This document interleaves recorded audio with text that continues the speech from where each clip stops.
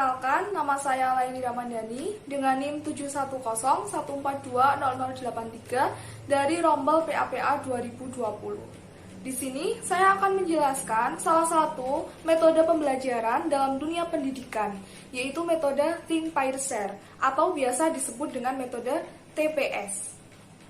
Metode TPS ini terdiri dari 3 kata. Yang pertama, think, kemudian yang kedua ada pair, dan yang ketiga ada share. Nah, lalu apa sih metode TPS atau Think, Pair, Share ini? Think, Pair, Share atau TPS atau juga disebut dengan berpikir, berpasangan, dan berbagi merupakan jenis pembelajaran kooperatif yang dirancang untuk mempengaruhi pola pikir siswa, di mana di strategi TPS ini berkembang dari penelitian kooperatif dan waktu. Metode TPS ini pertama kali dikenalkan oleh Frank Liang dan koleganya di Universitas Maryland, yang menyatakan bahwa Think, Pair, Share ini merupakan cara yang paling efektif untuk membuat variasi suasana pola belajar diskusi dalam kelas. Metode TPS ini berarti bahwa guru memberikan waktu dan ruang kepada siswa untuk dapat mencari jawaban dan juga alternatif dari permasalahan yang telah diberikan oleh guru. Dalam hal ini, siswa boleh dan juga bebas untuk saling membantu satu sama lain dalam menyelesaikan permasalahan yang diberikan oleh guru dengan kemampuan yang dimiliki oleh masing-masing siswa. Setelah itu, siswa diminta untuk mempresentasikan dan menjabarkan di depan kelas. Nah, jadi berdasarkan uraian di atas dapat kita simpulkan bahwa model pembelajaran Think, Pair, Share atau TPS merupakan salah satu model pembelajaran yang memberikan waktu dan ruang bagi siswa untuk dapat berpikir secara mandiri ataupun berpasangan. Nah, lalu apa sih kelebihan dari pembelajaran Think, Pair, Share ini? Adapun kelebihan dari model pembelajaran Think, Pair, Share ini, yang pertama yaitu meningkatkan daya pikir siswa. Kenapa sih model TPS dapat meningkatkan daya pikir siswa? Jelas karena dalam model TPS ini, siswa dituntut untuk dapat berpikir secara mandiri dan juga berpikir dalam kelompok, dalam artian berpasangan. Jadi daya pikir siswa dapat meningkat. Kemudian yang kedua ada menyediakan waktu berpikir untuk melakukan kualitas respon siswa. Dan yang ketiga ada siswa menjadi lebih aktif dalam berpikir mengenai konsep dalam mata pelajaran. Hal ini disebabkan karena dalam model TPS ini, siswa dituntut untuk dapat berpikir secara mandiri. Jadi, mau tidak mau, siswa akan menjadi lebih aktif untuk memahami konsep pembelajaran. Kemudian kelebihan yang keempat ada siswa lebih memahami tentang konsep ataupun topik dalam pembelajaran selama diskusi. Yang kelima, ada siswa dapat belajar dari siswa lain. Karena strategi dalam model TPS atau Think, Pair, Share ini yaitu dilakukan dengan berpikir, kemudian berpasangan, dan juga berbagi. Jadi antara satu siswa dengan siswa lain dapat saling berbagi informasi. Dan yang terakhir adalah setiap siswa dalam kelompoknya itu mempunyai kesempatan untuk berbagi atau menyampaikan ide. Selanjutnya adalah manfaat pembelajaran menggunakan metode TPS. Yang pertama yaitu memungkinkan siswa untuk bekerja sendiri dan juga bekerja sama dengan orang lain. Kemudian yang kedua adalah mengoptimalkan partisipasi siswa. Dan yang ketiga ada memberi kesempatan kepada siswa untuk dapat menunjukkan partisipasi mereka kepada orang lain. Nah, kemampuan di sini umumnya itu dibutuhkan dalam strategi ini yaitu berbagi informasi, kemudian bertanya, meringkas gagasan orang lain dan juga menganalisis. Lalu, bagaimana sih langkah-langkah dalam metode pembelajaran Think, Pair, Share ini atau langkah dalam metode pembelajaran TPS? Menurut Ibrahim DKK tahun 2005, adapun langkah-langkah TPS ini meliputi 3. Yang pertama tahap 1 atau tahap berpikir yaitu thinking. Kemudian yang kedua ada tahap berpasangan atau pairing, dan yang ketiga ada tahap berbagi atau sharing. Tahap 1 atau berpikir yang dalam bahasa Inggris berarti thinking, di mana dalam tahap ini guru memberikan pertanyaan atau isu yang berhubungan dengan pembelajaran. Kemudian siswa diminta untuk memikirkan pertanyaan atau isu tersebut secara mandiri untuk beberapa saat. Yang kedua adalah berpikir atau pairing. Nah, dalam tahap ini, guru meminta siswa berpasangan dengan siswa yang lain untuk mendiskusikan apa yang telah dipikirkan pada tahap pertama, di mana interaksi pada tahap ini itu dapat dilakukan dengan berbagi jawaban jika telah diajukan sebagai pertanyaan ataupun berbagi ide jika suatu persoalan khusus tersebut telah diidentifikasi. di mana biasanya guru akan memberikan durasi 4-5 menit untuk berpasangan. Nah, metode pada tahap kedua ini yang berpasangan atau pairing itu bisa dilakukan dengan pasangan teman sebangku atau bahkan diberikan pasangan oleh guru. Kemudian tahap yang ketiga atau tahap yang terakhir adalah berbagi atau sharing. Pada tahap ini, guru akan meminta pada pasangan untuk berbagi dengan seluruh kelas tentang apa yang telah mereka bicarakan dan juga mereka diskusikan. Nah, ini akan efektif dilakukan apabila dilakukan dengan cara bergiliran, pasangan demi pasangan, kemudian dilanjutkan hingga akhir sampai seperempat pasangan dalam kelas mendapatkan kesempatan untuk dapat melaporkan. Lalu bagaimana sih sintaks ataupun langkah-langkah dari model pembelajaran TPS ini? Yang pertama ada guru menyampaikan inti materi dan juga kompetensi yang ingin dicapai oleh siswa. Kemudian tahap yang kedua adalah siswa diberikan satu permasalahan yang berkaitan dengan pokok bahasan yang telah dijelaskan oleh guru untuk kemudian dijabarkan dan juga dipikirkan secara mandiri oleh dirinya sendiri. Tahap yang ketiga adalah siswa membentuk pasangan dengan teman sebangku ataupun dengan teman lainnya dan juga mengutarakan hasil pemikiran dari masing-masing.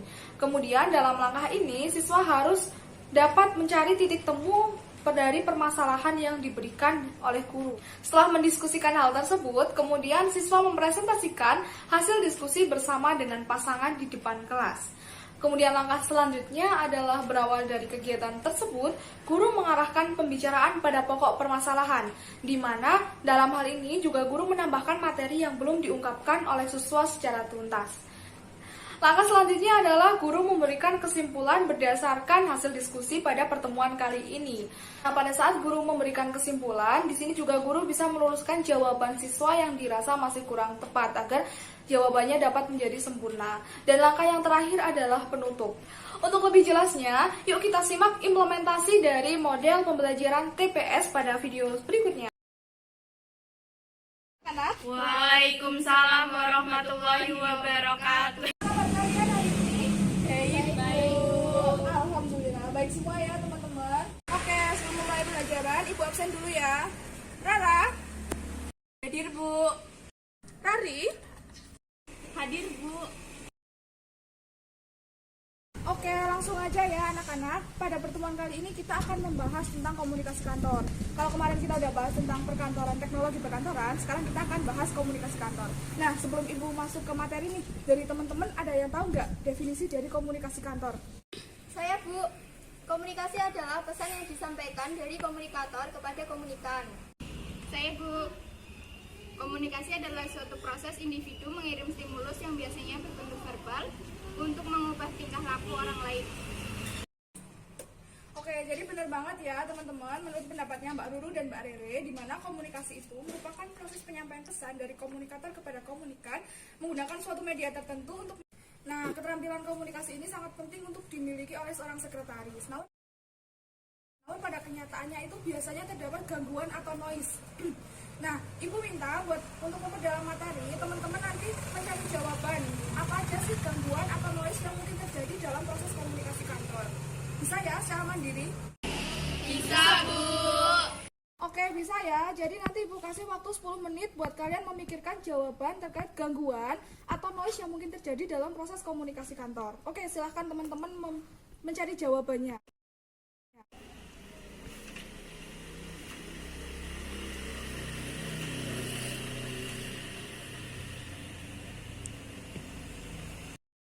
Oke, waktu sudah habis ya anak-anak, udah 10 menit. Nah, sekarang tahap selanjutnya adalah silahkan kalian dari jawaban yang tadi didiskusikan oleh teman sebangku kalian. Yuk, sekarang Ibu kasih waktu 5 menit buat kalian berdiskusi. Bisa ya? Bisa, Bu.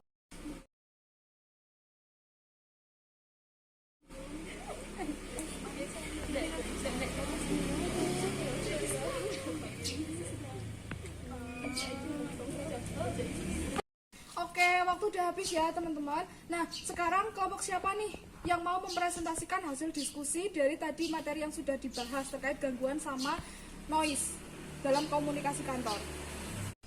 Kelompok saya, Bu. Ya, kelompok Mbak Rara silahkan maju ke depan untuk mempresentasikan. Oke, jadi penyebab dari gangguan komunikasi itu ada beberapa. Yang pertama yaitu persepsi. Persepsi dari komunikator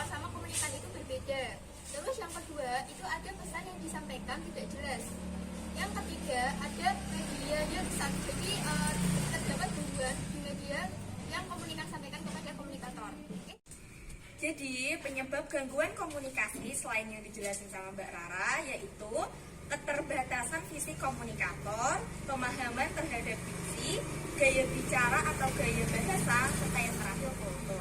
Sekian presentasi dari kelompok kami. Oke, terima kasih kepada Mbak Rara dan Mbak Dede. Kita beri aplaus dulu buat kelompoknya Mbak Rara dan Mbak Dede. Oke, jadi